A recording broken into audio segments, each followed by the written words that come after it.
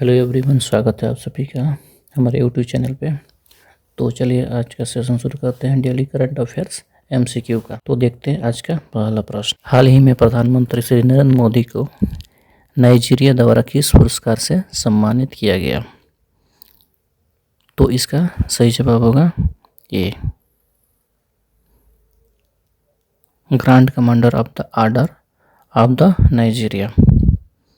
तो ये नाइजीरिया द्वारा दिया गया एक सर्वोच्च पुरस्कार है।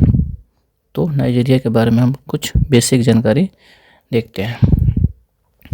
नाइजीरिया का राजधानी अबुजा में है और नाइजीरिया का राष्ट्रपति जो है वो बोला अहमद टिनुबू है। नरेंद्र मोदी से पूर्व तत्कालीन प्रधानमंत्री डॉक्टर मनमोहन सिंह ने अक्टूबर 2007 में यात्रा किया था।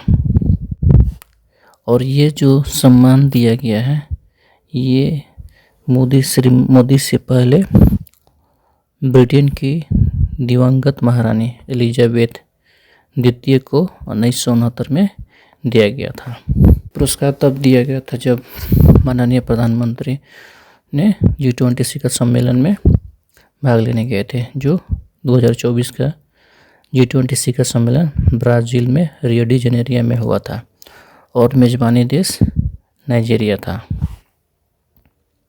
अगला प्रश्न देखते हैं।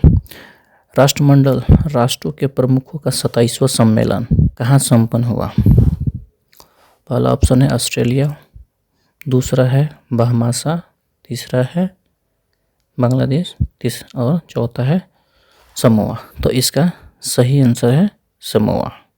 समोआ की राजधानी अपिया है।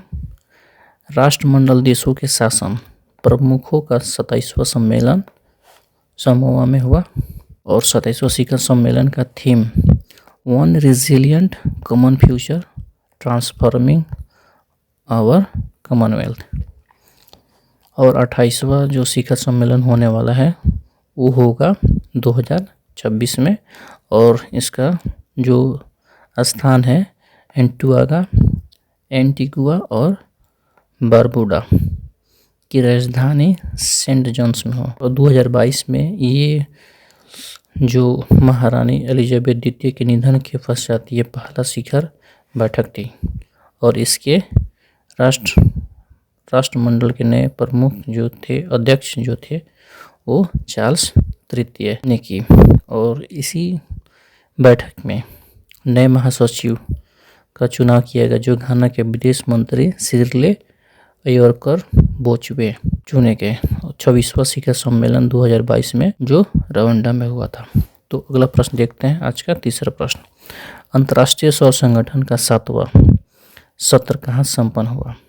पहला ऑप्शन है दिल्ली, दूसरा है फ्रांस, तीसरा है ऑस्ट्रेलिया, चौथा है मलेशिया। तो इसका सही जवाब होगा दिल्ली। जलवायु परिवर्तन के एक अस्थायी समाधान के रूप में सौर ऊर्जा का बढ़ावा देने के लिए यह जो शिखर सम्मेलन जो शुभारंभ हुआ था, तो ये भारत और फ्रांस के द्वारा पेरिस में 2015 में COP20 शिखर सम्मेलन के दौरान शुरू किया गया, जो इस बार 2024 का 7वां सत्र था जो नई दिल्ली में संपन्न हुआ।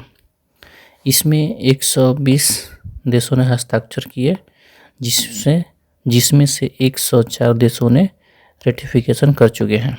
और 2024 से 26 के लिए अध्यक्ष, सह अध्यक्ष और उपाध्यक्षों का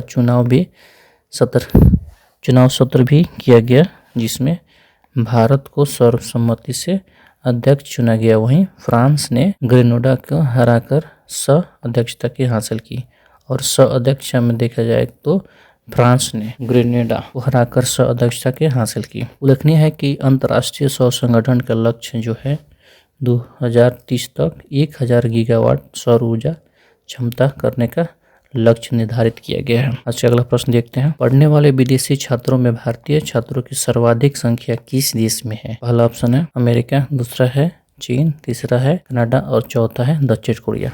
तो इसका सही उत्तर होगा वो अमेरिका।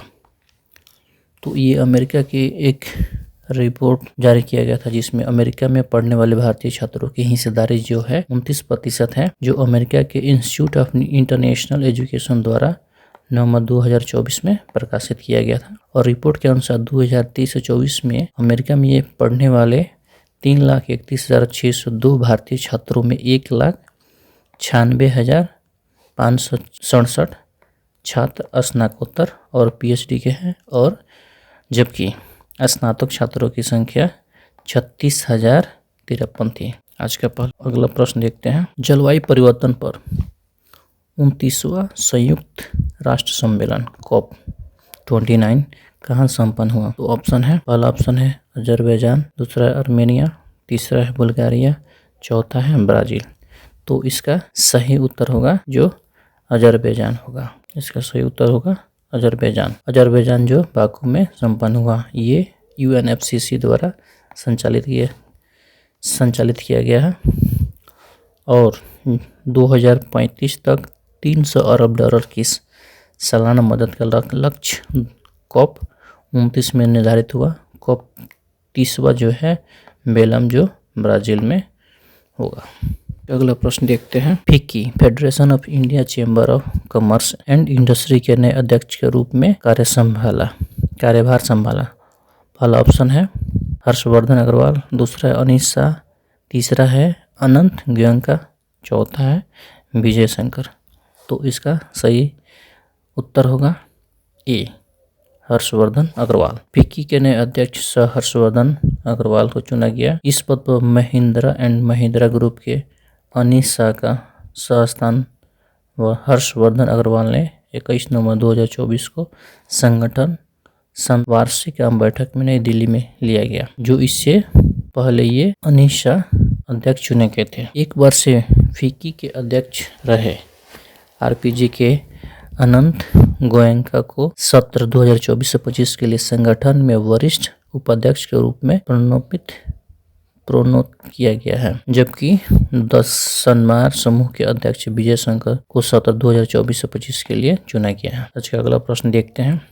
देश के नए रक्षा सचिव किसे बनाया गया है? ऑप्शन पहला है राकेश कुमार, ऑप्शन दूसरा है अमित चौधरी, तीसरा है ऑप्शन उमेश कुमार, ऑप्शन चौथा है चंद्रशेखर गुप्ता। तो इसका सही जवाब होगा राकेश कुमार। राकेश कुमार देश के नए रक्षा सचिव नियुक्त किए गए हैं, जो ये भारतीय प्रशासनिक सेवा के वरिष्ठ अधिकारी 1989 के बैच के IAS अफसर हैं। इससे पूर्व गिरधर रमाने थे। आज का अगला प्रश्न देखते हैं। मिस यूनिवर्स 2024 का ताज किसे दिया गया है? विक्टोरिया कजियर थेलविग, जेसिका लिन, हुइन थिंग थान थोई, समांथा हार्वे। तो इसका सही उत्तर है ए, विक्टोरिया कजियर थेलविग। वर्ष 2024 के 73वीं मिस यूनिवर्स प्रतियोगिता का फाइनल दौर मैक्सिको सिटी में आयोजित किया गया था।